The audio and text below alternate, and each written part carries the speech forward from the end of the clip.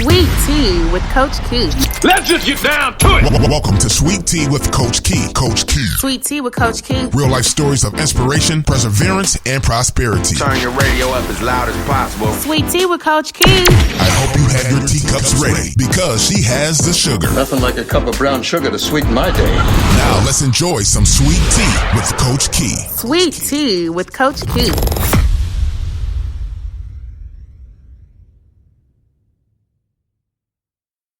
Welcome to this week's episode of Sweet Tea with Coach Key. So this week, I want to talk about two revelations that I've recently had. Well, I'll just talk about one this week because it might get kind of long.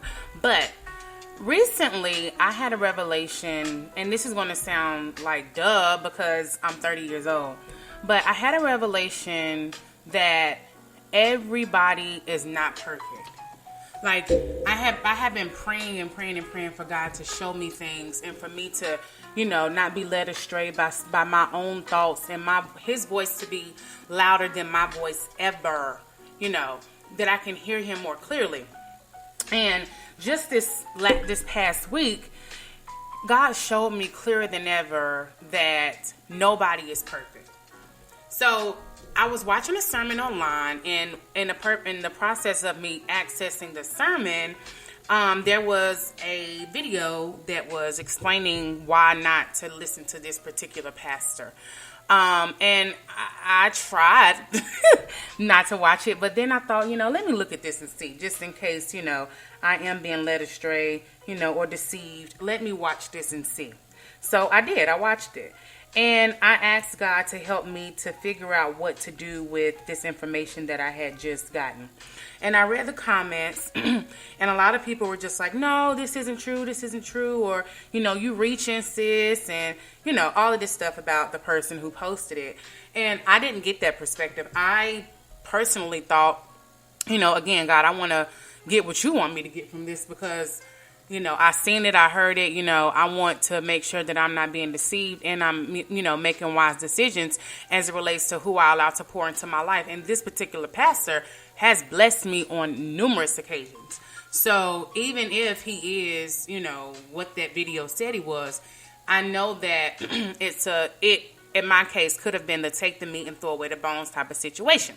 So later the week went on and I received this just as clear as day. Like, if you're looking for someone to be perfect, to be the perfect employee, to be the perfect coworker, to be the perfect friend, who's always there, who's never going to hurt you, who's never going to, quote unquote, betray you, or, all of these things.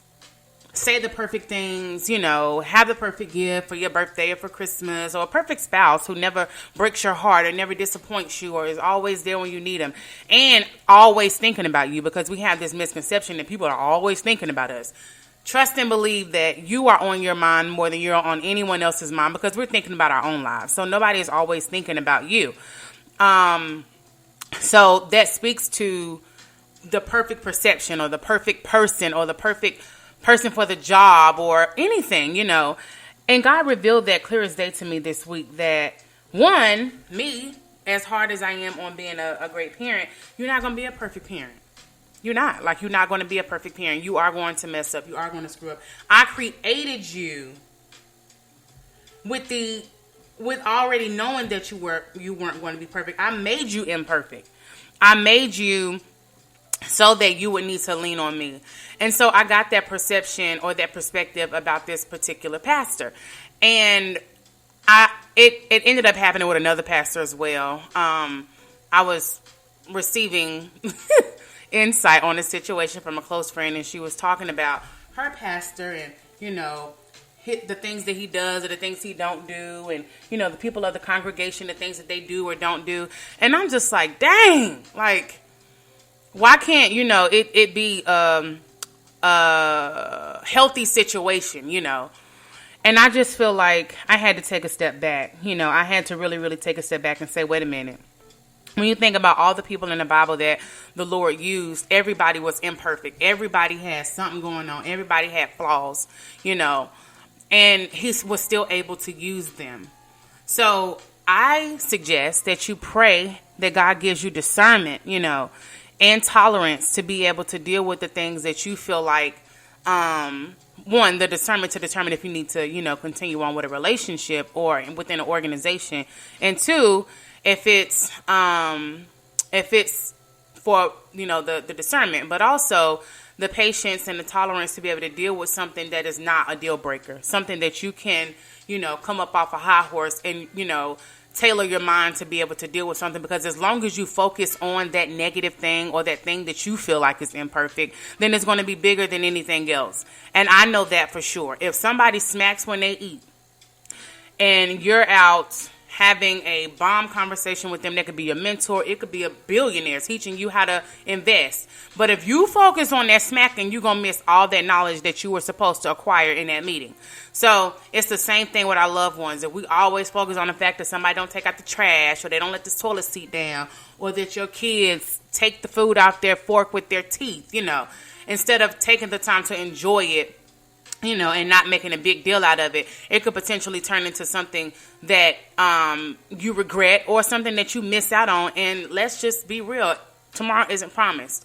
So I hope that this snippet of my perspective within the last week, that everybody is not perfect, and be willing to offer people grace, And if God can use people, surely, we are supposed to receive from imperfect people. We're supposed to be blessed by imperfect people. We are imperfect people.